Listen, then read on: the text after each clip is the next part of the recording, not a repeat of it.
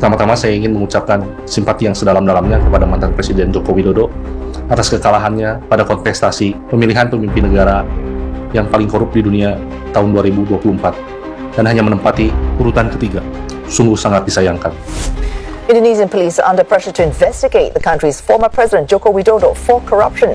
This after an international non-profit organization of investigative journalists announced that Mr. Widodo was a finalist for 2024's Most Corrupt Person of the Year. A finalist for the 2024 Most Corrupt Person of the Year, the nomination has pushed Indonesia's former president Joko Widodo back into the spotlight.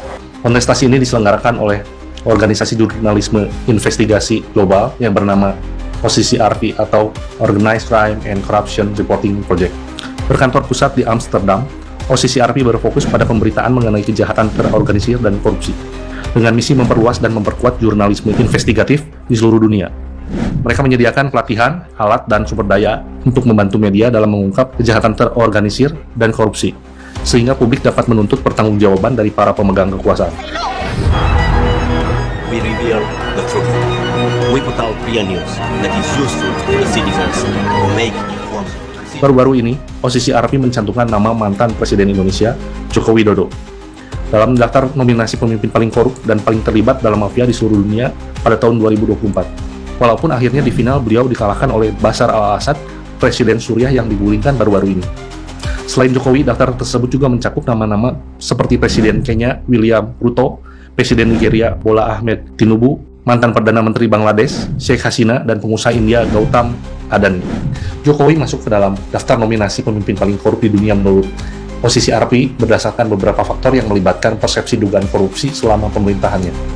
OCCRP menilai Jokowi dikritik secara luas karena merusak lembaga pemilihan umum dan peradilan di Indonesia, mengerahkan sumber daya dan aparat yang menguntungkan ambisi politik putranya yang kini menjadi wakil presiden.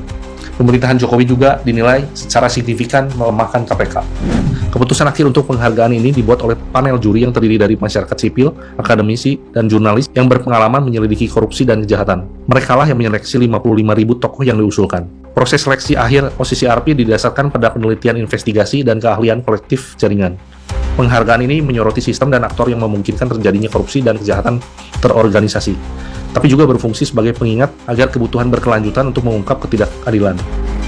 OCCRP adalah organisasi jurnalisme investigasi terbesar di dunia yang pernah menghebohkan dunia dengan mengumumkan kebocoran data Panama Papers, di mana orang-orang Indonesia memiliki perusahaan cangkang untuk menyembunyikan kekayaannya, menghindari pajak, atau mengaburkan transaksi keuangan.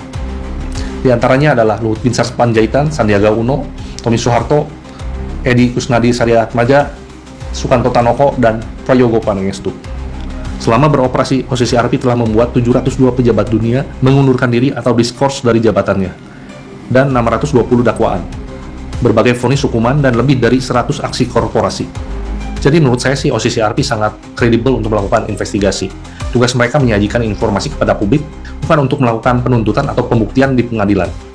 Terserah publik untuk melakukan tindak lanjut apa. Jokowi membantah keras tuduhan ini dan meminta OCCRP memberikan bukti terkait klaim ini. Kemarin ini saya lihat video Jokowi ketika diwawancara untuk menanggapi hal ini. Nampak sekali wajahnya gusar meskipun berusaha ditenang-tenangkan dan menjawab dengan senjata utamanya. Kontroversi ini memicu perdebatan.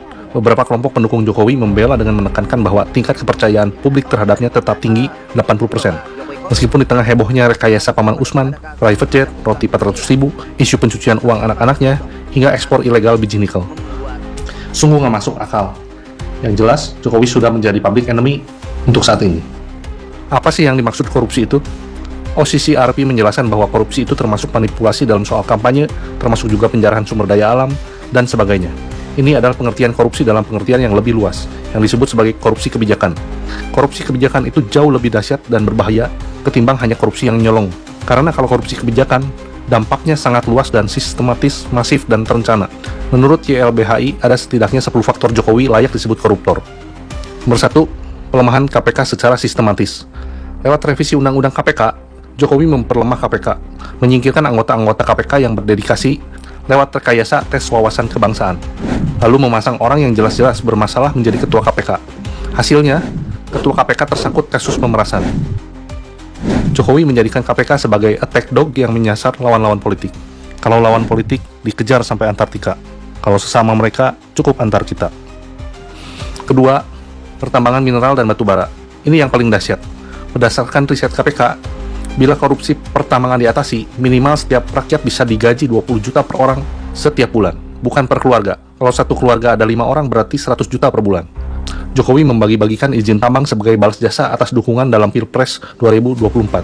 Juga membagikan izin tambang kepada anaknya sendiri, juga menantunya.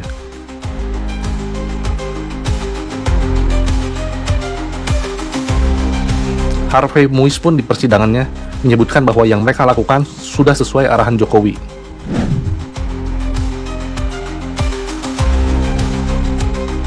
Nomor 3, Omnibus Law dan pengabaian check and balances. Saking korupnya menguasai 81% DPR, sehingga rancangan undang-undang langsung disahkan saja tanpa check and balances. Nomor 4, rezim nihil meritokrasi. Wah, ini bisa terlihat jelas di mana orang-orang yang dekat dengan Jokowi bisa lompat jabatan ke posisi strategis, sedangkan yang lain dipinggirkan.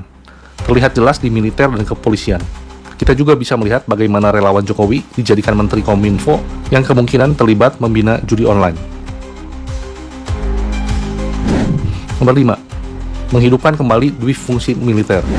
Nomor 6, badan usaha milik negara menjadi badan usaha milik relawan. Relawan-relawan ditempatkan menjadi pejabat di BUMN meskipun tidak memiliki kompetensi. Nomor 7, intelijen untuk kepentingan politik. Ini jelas diakui Jokowi bahwa dia memata-matai partai politik, mau bergerak kemana, mau melakukan apa. Tidak hanya intelijen, bahkan Parcok pun dimobilisasi untuk memenangkan Pilpres dan Pilkada. Nomor 8, represi dan kriminalisasi. Sudah tidak terhitung berapa banyak yang menjadi korban represi dan kriminalisasi. Mulai dari rakyat kecil, para akademisi, partai politik, pers, hingga lembaga survei menjadi korban. Nomor 9, proyek strategis nasional merampas ruang hidup rakyat. Kasus Rempang dan PIK 2 menjadi bukti yang tak terbantahkan. Selain itu, dana PSN juga dikorupsi sebesar 510 triliun dan dibagikan ke ASN dan politikus. Nomor 10, nepotisme kekuasaan. Salah satu yang paling viral adalah bagaimana Jokowi merekayasa hukum lewat Paman Usman demi memuluskan anaknya jadi wakil presiden. Itu tidak terbantahkan. Bayangkan suasana sidang mahkamah keluarga di mana sang anak menuntut dari pihak sang anak, didukung oleh partai sang anak yang lain, disidang oleh si paman, dan yang tanda tangan mengesahkan hasil MK adalah si bapak menggunakan kop presiden. Kurang nepotisme gimana lagi coba? Udah markot top ini. Dan yang paling membuat rakyat marah adalah memperkaya diri sendiri dan keluarga serta kroni, tapi malah memiskinkan seluruh rakyat Indonesia. Menurut kalian, apalagi kelakuan korup yang dilakukan Jokowi?